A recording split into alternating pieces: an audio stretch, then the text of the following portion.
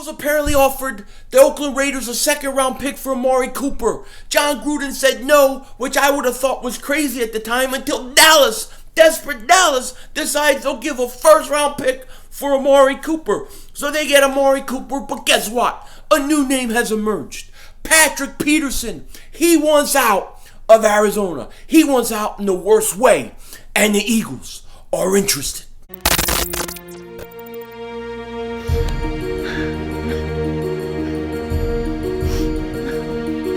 Kick the red, double move on the red. Yo everybody, how you doing? King Dingbat here. So you probably heard the news today. Patrick Peterson wants out of Arizona in the worst way. Can you blame him? I can't. He wants out, and he is requesting, he is begging for a trade. Now, apparently, he's asking to go to New Orleans, but there are other teams that are interested in him. The Eagles, Patriots, Steelers, Chiefs, Vikings, and the Saints are all showing interest. Now, the Eagles, Saints, and Patriots have shown the most interest. They have been in contact with the Arizona Cardinals. They have discussed it with the Arizona Cardinals. Now, the Cardinals are saying they don't want to trade him. They don't want to get rid of him. But you have to wonder, when the player starts asking the way Patrick Peterson is, you got to wonder if they're not going to go ahead and just pull the trigger. Now, he's a top 5 corner. He's a top 5 corner. If the Eagles could get him, that would be a huge addition to that defense. He could take over for Jalen Mills right away, and it would have to help this defense. Now, I want to stress this. It's not going to solve all your problems. It's not going to solve all your problems. And on defense, you're going to continue to have problems until schematically you start to change things and address things. But we'll get into that and Jim Schwartz a little later in this video. But as far as what Patrick Peterson could do for you, he could help you a lot. There's no question about it. But it's not the end all be all. I still think you're not going to go anywhere unless you address the wide receiver position and the running back position, and you're going to have to find a way to do it, either with what you have on the roster or going outside and making trade. But that offense has to be fixed as well as that defense in order to, get things going. But Patrick Peterson, this is exciting. I honestly, like a week or two ago, I didn't think it was possible. I didn't even think it was worth talking because I thought they would never want to trade him. But the fact that he's asking and begging for a trade, this changes everything. Now, I will not give a first-round pick to the Arizona Cardinals for Patrick Peterson. I'm not doing it. He's a 28-year-old corner. I ain't giving up a first-round pick. I'll give a second. I'll give a pick the following year, like a mid-round pick or something like that, or a second and a player.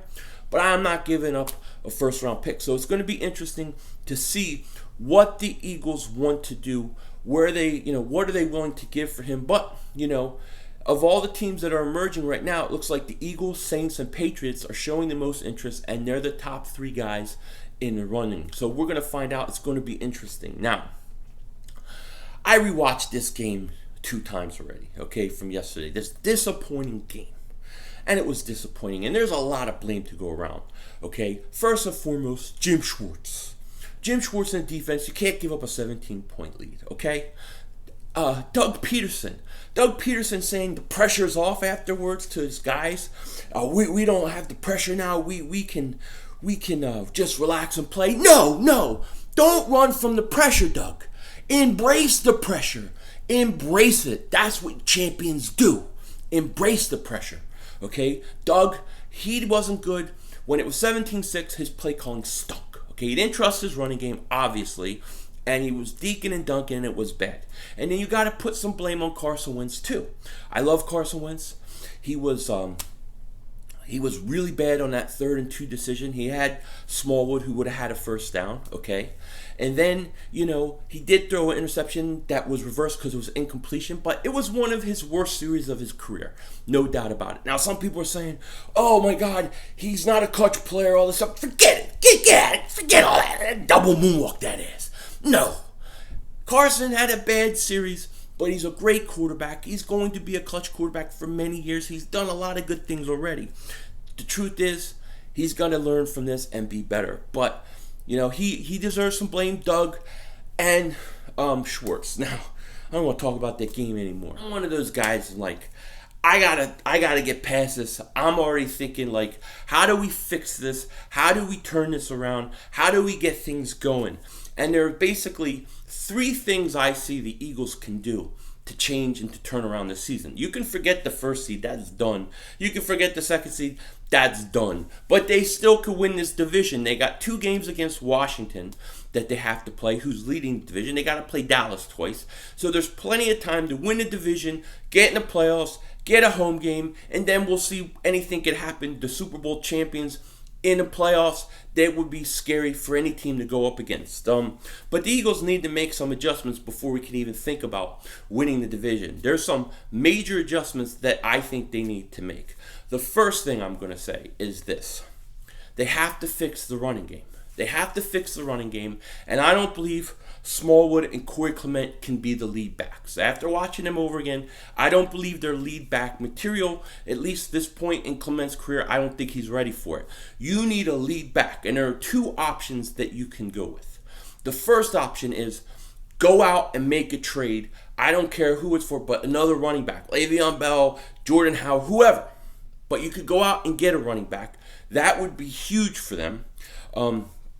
Or the other option is you have to give Josh Adams the opportunity to be the lead back. And you have to rely that he can do it and start feeding him the ball and giving him the ball the majority of the time in these games. Because those are your only 2 options. Smallwood and Clement are not lead backs, and I don't believe in the fourth quarter, late in the fourth quarter, you can keep rotating them in the way they do. You need somebody that can pick up yards, get first downs, move the chains. Now, Adrian from Bitterbird, shout out to him. He made a great point yesterday. Last year, the Eagles would be winning in the fourth quarter. Teams would be coming back. And the Eagles had an ability, with a lot of time left in the fourth quarter, to run the ball, to get first downs, to move the chain, to eat up clock. And that allowed the Eagles to, a lot of times, run out the clock and win games. They had LeGarrette Blount that they could do that. Ajayi could be doing that. They don't have that right now. So that's one thing the Eagles need desperately. And you saw Doug Peterson not have confidence in those running backs yesterday when the Carolina scores in the fourth quarter at 17-6. He went to the short passing game, the deke and dunk game, where he was trying to basically have little passes that were considered like runs, to gain yards and move the chains. It didn't work, but I don't think he trusts the running backs he has late in the fourth quarter. I think that's what it's showing. I don't think Doug didn't run because he was pass happy. I don't think he ran because I don't think he trusts those running backs. And Josh Adams, I think, only had 12 snaps. Or 8 snaps, I'm sorry. He had 8 snaps the whole game. That's not enough. He needs more. He needs more. So that's the first thing you have to fix. The running back situation. You either trust Josh Adams to be your lead running back, or you go out and make a trade. Now, the second way they can fix this is when I watched this game, and the first time I watched it over, I specifically looked at the wide receiver 2 position, the other outside receiver opposite of Alshon. If you notice, most of the plays the Eagles make are to Alshon and Ertz the whole game. Alshon, Ertz, Alshon, Ertz, Alshon, Ertz. That's what they do to get downfield. Very rarely do you see Carson Wentz throw to the other receiver on the outside. And what they did is they kind of created 2 problems, in my opinion. They take Aguilar and they play Aguilar on the outside for a lot of snaps. Not all snaps, they move him around, but a lot of snaps he's getting on the outside. Aguilar is an ineffective outside wide receiver. He's ineffective, and you saw it last night. Aguilar needs to be in the slot 100% of the time. 100% of the time, he should be in the slot. But they've been rotating him around. He is ineffective on that outside. Everybody is ineffective on that outside. So the Eagles need to either trade for a wide receiver. Now, there's reports yesterday that they've been talking to Devontae Parker, or Miami, about Devontae Parker. He would be a great addition. Because I don't think you need an all-pro wide receiver on that other outside. You just need somebody that can play it. Somebody decent that can play that outside wide receiver position. If you have that, it'll open up everything else. You will then put Aguilar back in the slot where he's most effective. When they move Aguilar to the outside, they're basically creating another problem for themselves, because you're now ineffective in a slot wide receiver and you're now ineffective on the outside. They have to use the tight ends primarily a lot, which works for Ertz and stuff. But if you could add Aguilar back in the slot 100% of the time, it would give you more, more possibilities, and it would make you that much better. So they have to get an outside wide receiver. If they don't want to trade for one, then you have to give Shelton Gibson a chance, or DeAndre Carter. But you have to give one of those guys a chance. Shelton Gibson had two snaps the whole game, okay, on offense. That's unacceptable. Let's see what he can do on the outside. If he can't do it, go out and make a trade. Those are your only two options. You have to make a trade for a wide receiver, or you have to give Shelton Gibson or DeAndre Carter a chance full time. Matthews can't play the outside, okay? I don't think he can play the outside. And Aguilar needs to be in the slot all the time because that's where he's effective. So that's the second way you fix this thing. Now the third way is defense. The third way is defense, and it's Jim Schwartz. Jim Schwartz has to stop. He has to stop being stubborn. He has to stop being unwilling to listen to what people say and to what he knows is right. Jalen Mills is killing us. In big moments, he comes up small. Torrey Smith catches that 4th and 10. Should never have happened. He slipped. Yes, I know he slipped, but he's always coming up, slipping, falling, something in big moments. It's got to stop. The second thing is Jim Schwartz got to blitz. You can't rush 4 all the time. You got to bring pressure. That's what it's about. I am a big believer in the blitz. I am from the old school Buddy Ryan, Jim Johnson. I believe pressure is how you beat quarterbacks, especially in today's game when you can't do so many things and there's so many weapons.